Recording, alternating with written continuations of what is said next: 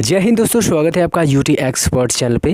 दोस्तों आज की इस वीडियो में हम उत्तर प्रदेश की जनगणना से एग्ज़ाम के पॉइंट ऑफ व्यू से जितने भी क्वेश्चन पूछे जाते हैं आज की इस वीडियो में हम डिस्कस करने वाले हैं। ठीक है, हालांकि जो जनगणना टॉपिक है ये किसी भी एग्ज़ाम्स के लिए बहुत ही मोस्ट वैल्यूएबल है, चाहे आपका स्टेट वाइज हो या फिर कोई भी अदर एग्ज़ाम्स हो। तो चलिए आज का हम सेशन शुरुआत करते हैं जनगणना से। ठीक है, यहाँ पे पहले आप लोग देख पा रहे होंगे स्क्रीन पे जनगणना 2011 महत्वपूर्ण प्रश्न। ठीक है, जनगणना 2011 महत्वपूर्ण प्रश्न।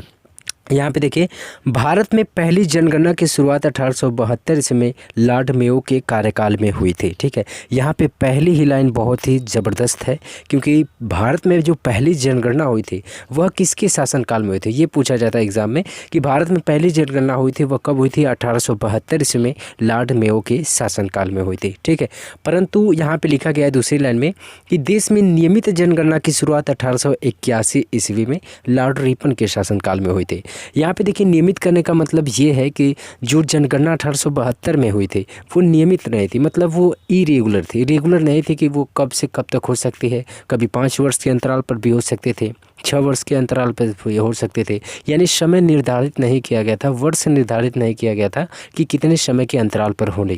ठीक है, लेकिन 1881 इसमें जब लॉर्ड रिपन के शासनकाल में जनगणना हुई थी तो उसे नियमित कर दिया गया कि जो जनगणना होती है, आप लोग सुने होंगे कि जो जनगणना होती है प्रत्येक 10 वर्ष के बाद होती है, तो उसको कहने का मतलब यही है कि नियमित वह 10 साल के अंतराल पर होगी जनगणना। ठीक है, 1872 में पहली हुई थी लॉर्ड मेयो के शासनकाल में, लेकिन वह नियमित नहीं थी, तो नियमित करने के लिए 1881 में जनगणना हुई थी लॉर्ड रिपन के कार्यकाल में। आप लोग इसे दोनों पॉइंट को याद रखिएगा। ठीक है, हालांकि जो मैंने इतना लिखा है ना, ये सभी इंपॉर्टेंट है, आपको कहीं ना कहीं मिला होगा एग्जाम में, यदि आप लोग दे पाए होंगे एग्जाम तब।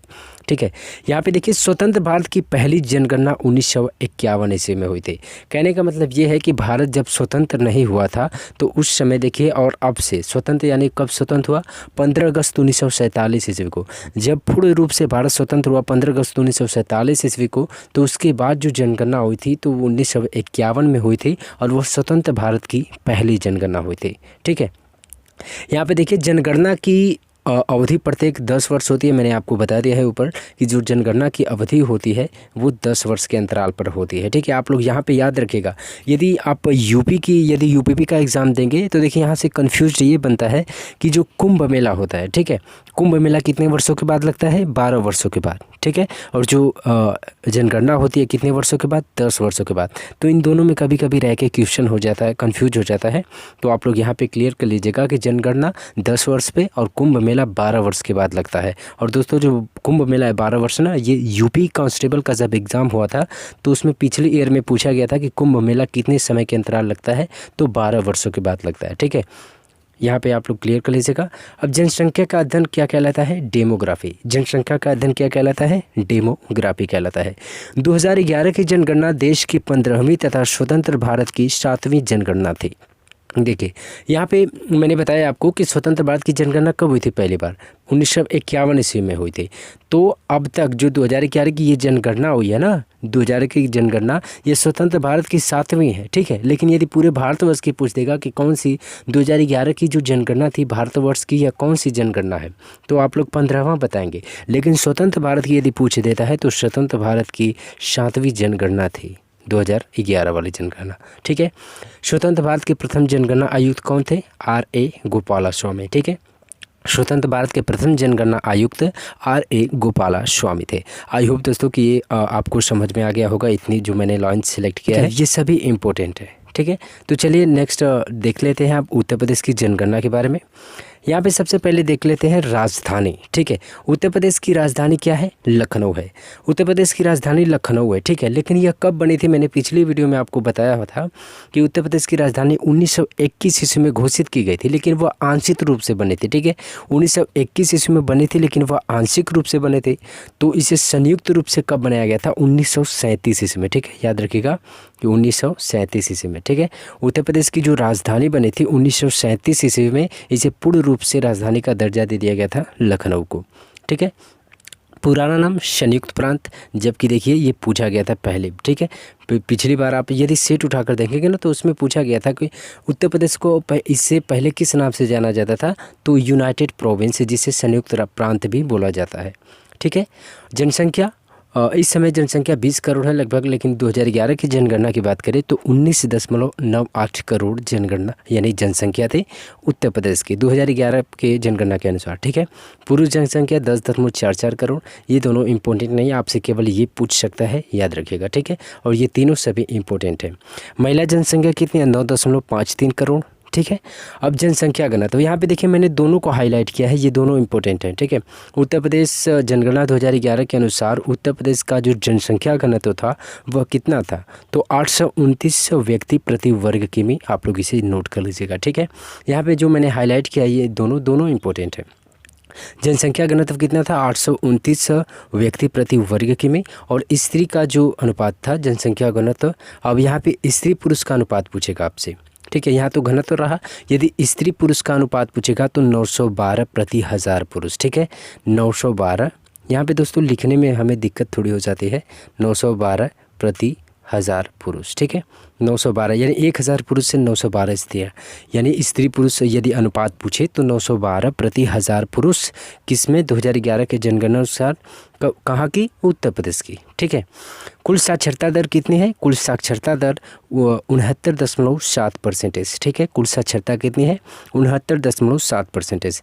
पुरुष साक्षरता दर कितनी थी? 77.3%। महिला साक्षरता दर 57.2%। ठीक है, यहाँ पे देखिए जो इम्पोर्टेंट इसमें से क्या क्या मैं बता दूँ। लखनऊ आपको राजधानी पता होगा, पुराना नाम। ठीक है, जनगणना ये वाला, ये और ये सभी। ठीक है, ये सब हालांकि इसमें सभी इंपॉर्टेंट है, आप लोग सभी देख लीजिएगा एक नज़र में। ठीक है, यहाँ पे चलिए अब नेक्स्ट पेज की ओर चलते हैं, नेक्स्ट स्लाइड की ओर। नेक्स्ट में क्या है? नेक्स्ट में है कि मुख्य भाषा। उत्तर प्रदेश की जो मुख्य भाषा है हिंदी। ठीक है, उत्तर प्रदेश की मुख्य भाषा हिंदी है, ये सभी को पता है कि मुख्य भाषा उत्तर प्रदेश की जो राजकीय भाषा है वो हिंदी है। लेकिन दूसरी कौन सी भाषा है? दूसरी दोस्तों उर्दू है। ठीक है, दूसरी उत्तर प्रदेश की जो पहली राष्ट्र की भाषा हिंदी है, लेकिन दूसरी यदि पूछ देगा तो उर्दू है। ठीक है, इतना क्लियर हुआ। लेकिन अब देखिए एग्जाम में किस तरह आपसे पूछेगा ये कि जो उत्तर प्रदेश की राजकीय भाषा है इसे कब राजकीय भाषा घोषित किया गया था? तो 1947 को। ठीक है, 1947 यहाँ पे लिख लीजिए आप लोग। 1947 ईस्वी में इसे राजकीय भाषा के रूप में घोषित किया गया था, हिंदी को। क्लियर हुआ? अब यहाँ पे दूसरी की बात करें तो दूसरी कब घोषित किया गया? तो दूसरी राजकीय भाषा उर्दू को कब घोषित किया गया था? 1989 को। ठीक है, 1989 ईस्वी को इसे दूसरी भाषा के रूप में उर्दू को सेलेक्ट किया गया था। किसकी? उत्तर प्रदेश की राजकीय भाषा में। ठीक है, अब यहाँ पे उच्च न्यायालय की बात करें तो उच्च न्यायालय कहाँ स्थित है इसका? इलाहाबाद में। उत्तर प्रदेश का उच्च न्यायालय कहाँ स्थित है? इलाहाबाद में। ठीक है, आप लोग इसे नोट करिएगा।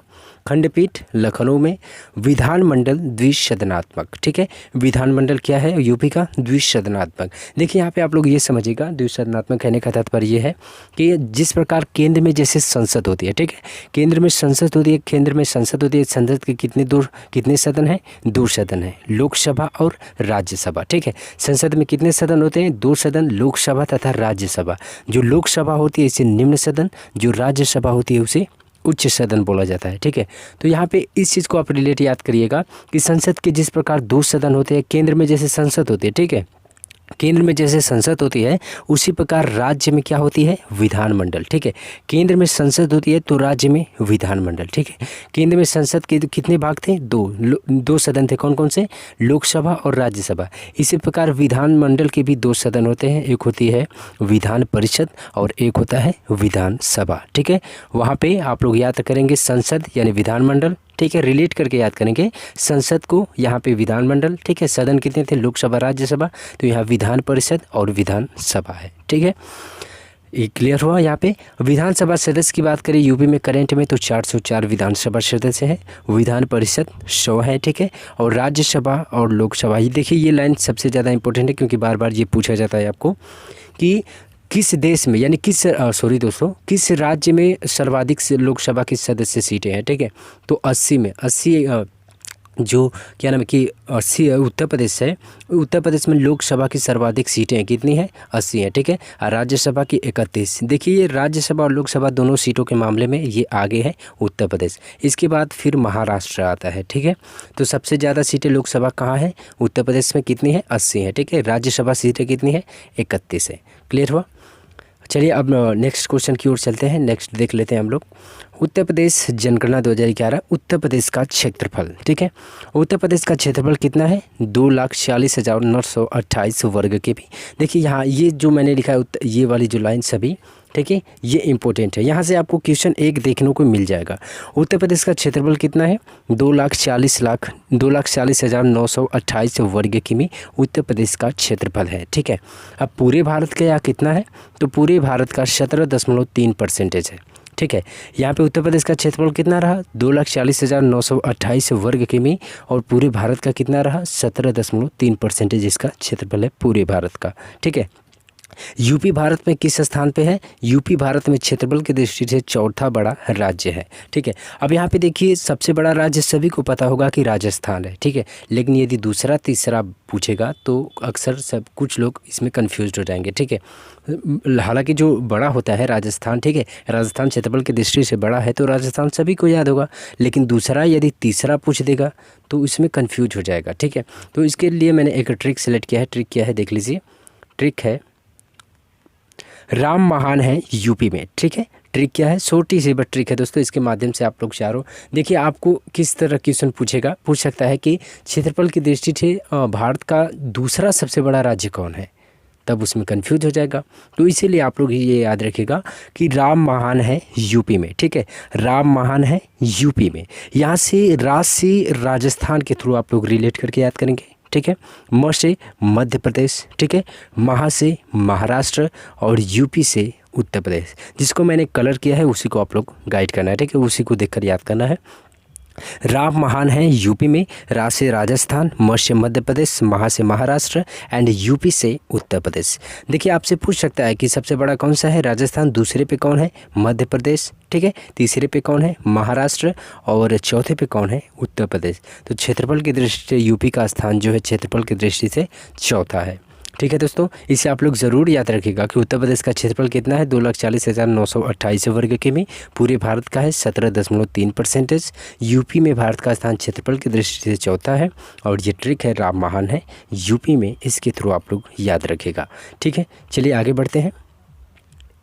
आगे है देखिए यहाँ पे ये जो मैंने इंडेक्स लिखा है ये देखिए उत्तर प्रदेश में जो जारी किया गया था कि कौन कौन से ज़िले किस एरिया में टॉप थे 2011 के जनगणना के अनुसार, तो मैंने इसको सेलेक्ट किया और दोस्तों यहाँ से एक दो क्वेश्चन आपको मिल जाएगा, ठीक है। यूपी, हालांकि मैं इसमें आप लोग को बताऊंगा कि यूपी के स्टेट लेवल में जो एग्ज़ाम होगा उसमें आपको एक या क्वेश्चन ज़रूर मिल सकता है देखने को यहाँ से, ठीक है। तो चलिए देख लेते हैं। सर्वाधिक लिंगानुपात वाला ज़िला कौन सा है? यूपी का सर्वाधिक लिंगानुपात वाला ज़िला कौन सा है? जौनपुर है, ठीक है। सर्वाधिक की बात क्या है? सर्वाधिक लिंगानुपात वाला ज़िला कौन सा है? जौनपुर है, ठीक है। कम लिंगानुपात वाला कौन है? गौतम बुद्ध नगर। दोस्तों ये आप लोग ज़रूर नोट कर लीजिएगा। एक बार मैं आपको फिर से बता दूं कि मैं केवल 10 से 20 वीडियो आप लोग को प्रोवाइड कराऊंगा, ठीक है। लेकिन 20 वीडियोज़ के माध्यम से मैं आपको जीके का ये यानी यूपी स्टेट का जो जीके है ये सभी मैं क्लियर करा दूंगा। इससे बाहर आपको कहीं नहीं पढ़ने की ज़रूरत होगी, ठीक है। सर्वाधिक लिंगानुपात की बात करेगा यहाँ पे देखिए तो जौनपुर है। सबसे कम लिंगानुपात गौतम बुद्ध नगर, ठीक है। सर्वाधिक घनत्व किसका है? गाज़ियाबाद का।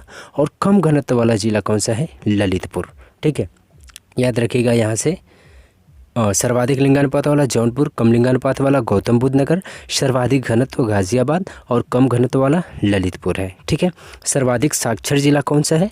सर्वाधिक साक्षर जिला की बात करेगा तो गौतम बुद्ध नगर सर्वाधिक साक्षर जिला है यूपी का, ठीक है। सबसे कम साक्षर श्रावस्ती है, ठीक है। और सर्वाधिक जनसंख्या वाला कौन सा है? प्रयागराज, ठीक है। सर्वाधिक आबादी बोल सकते हैं आप लोग कि सर्वाधिक आबादी वाला ज़िला कौन सा है? प्रयागराज। और सबसे कम वाला कौन सा है? महोबा है। देखिए आप लोग महोबा याद रखिएगा। यूपी से करंट में मैं आपको बता दूं कि यूपी में जो क्या नाम है कि जो उज्ज्वला योजना चालू हुई थी, उज्ज्वला योजना शुरुआत हुई थी तो यूपी में कहाँ से शुरुआत हुई थी? बलिया से। लेकिन उज्ज्वला 2.0 योजना एक शुरुआत हुई है, हालांकि वही दूसरा है इसका संस्करण, तो महोबा से शुरुआत हुई है, ठीक है। ये महोबा से ही शुरुआत हुई है। उज्ज्वला योजना की शुरुआत यूपी में बलिया से, लेकिन उज्ज्वला 2.0 की शुरुआत कब हुई थी? कहाँ से हुई है? महोबा वाला से, ठीक है, महोबा ज़िले से। तो आप याद रखिएगा कि सर्वाधिक आबादी वाला कौन सा है, प्रयागराज, और सबसे कम जनसंख्या या फिर आबादी वाला महोबा है। ठीक है। सर्वाधिक क्षेत्रफल वाला कौन सा है, लखीमपुर खीरी, और सबसे छोटा ज़िला यानी क्षेत्रफल की दृष्टि से कौन सा है, हापुड़। मैंने आपको बताया था अगले वीडियो में, पिछली वीडियोस में, कि सर्वाधिक क्षेत्रफल यानी सबसे यूपी का सबसे बड़ा ज़िला कौन सा है, लखीमपुर खीरी। इसका जो क्षेत्रफल था 7,680 वर्ग किमी था इसका क्षेत्रफल लखीमपुर खीरी का। ठीक है। लेकिन सबसे छोटा ज़िला कौन सा है, हापुड़, तो इसका 660 वर्ग किमी इसका क्षेत्रफल था। ठीक है। आई होप दोस्तों कि ये वीडियोस आप लोग को अच्छी लगी होगी। यदि वीडियोस अच्छी लगी है तो दोस्तों इस वीडियोस को लाइक ज़रूर करें। ठीक है, जो कि आपके लिए बिल्कुल फ्री होता है। तो दोस्तों अब मिलेंगे हम अगले वीडियोस में, तब तक के लिए जय हिंद, जय भारत।